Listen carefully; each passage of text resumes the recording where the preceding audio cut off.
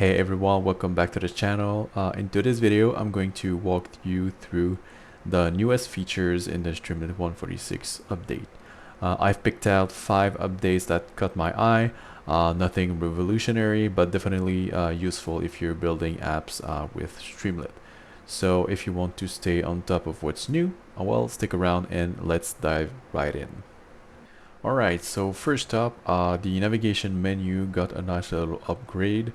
So before this update, the st.navigation element only allowed you to place the menu of pages on the left sidebar.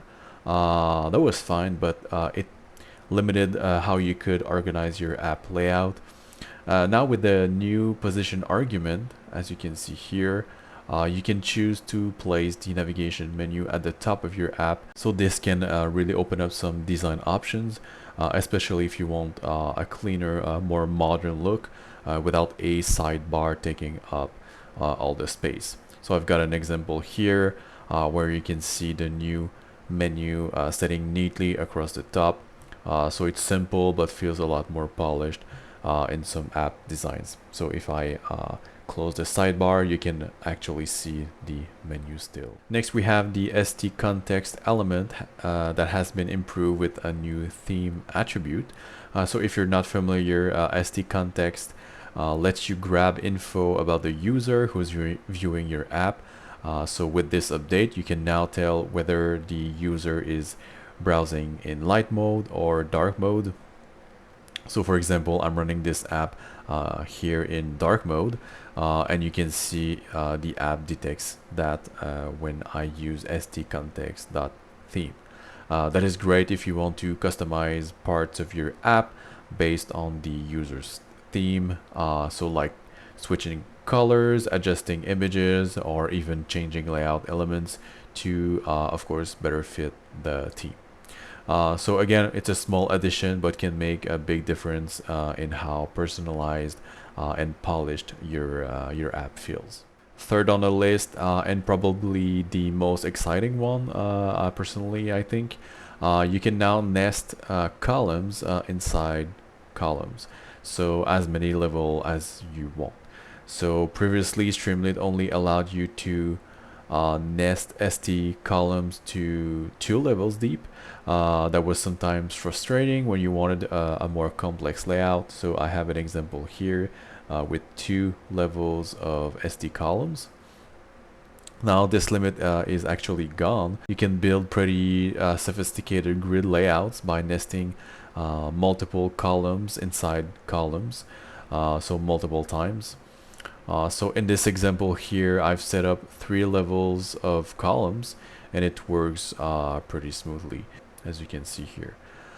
Just a heads up though, with too many nested columns, of course your app might look cramped or break on smaller screens. So it's a good idea to test on different devices to make sure your layout holds up. So ultimately this opens up new possibilities for organizing your app interface in a more flexible way. Fourth item on the list is a new option for controlling the space between columns in an st columns element. So before you had 3 choices for the gap parameter. So in st columns, so you had small, medium, or large. So that worked well. But sometimes you want your columns to sit flush against each other with no space in between. Now you can set the gap parameter to none to remove all spacing between columns, as you can see here. So this can be helpful if you want a tighter or more compact look, or if you're designing elements that need to be closely aligned without gaps. So it's a small tweak, but nice to have for fine-tuning your layouts. And finally, number 5 on the list, there's a change to the default base map used in Streamlit's map components. So previously, when you used st.map or st.pydeck the default base layer map was provided by Mapbox. That worked well, but Mapbox requires you to register and use an access token for advanced features or a higher usage. So with this update, Streamlit switched to the default to use Carto base maps instead. So Carto provides good looking map tiles without needing an access to a token, which of course makes it easier to get started. So you can still use Mapbox if you want.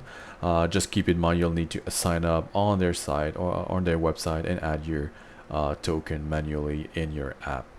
So this change might affect how your maps looks by default. So it's good to be aware of it if you're using map features in your apps. So yeah, that's the quick rundown of the Streamlit 1.46 update. If you found this video helpful, please hit the like button and subscribe to the channel for more updates and tutorials. Thank you so much for watching, and I'll see you in the next one. Bye guys.